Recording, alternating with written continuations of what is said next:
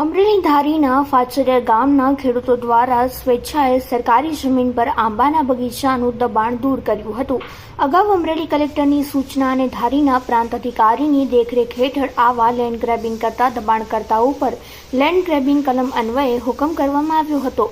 ધારી મામલતદાર તેમજ નાયબ મામલતદારની ટીમ દ્વારા ફાચરિયા ગામે જઈને ખેડૂત વલ્લભભાઈ દુધા તેમજ લાલજીભાઈ દેવસીભાઈ રૂપાપરાને નોટિસ ફાળવતા બંને ખેડૂત દ્વારા સ્વખર્ચે જેસીબી તેમજ મજૂરો મૂકીને સરકારી દબાણ દૂર કરવામાં આવ્યું હતું. ધારી મામલતદાર ઓફિસનો સ્ટાફ સ્થળ ઉપર જઈને રોજ કામ કરતા આશરે 5 વીઘા જેટલી જમીનનું દબાણ દૂર થયું હતું.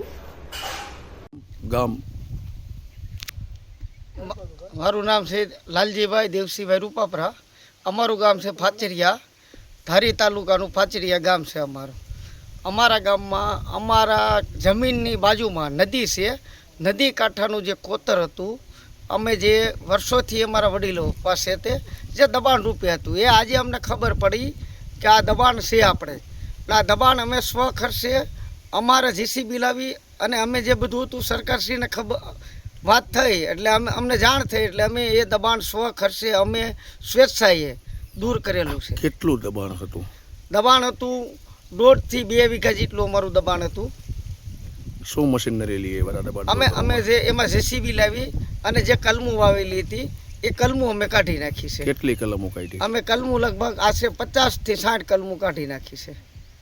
જમીન મુક્ત કરી? હા, અમે જમીન મુક્ત કલમું કરી દીધી છે અને આજથી સરકારનું દબાણ અમે સ્વેચ્છાએ દૂર કરીએ છીએ. ગામ શું છે? વલ્લભભાઈ રામભાઈ દુધા. શું કામગીરી કરવામાં આવી આપના દ્વારા? ખેતીવાડી કરું છું અને અમારા વડીલોએ સરકારી દબાણ કરેલું હતું એ મેં સ્વેચ્છાથી દૂર કરી દીધું છે. કેટલા આંબા હતા?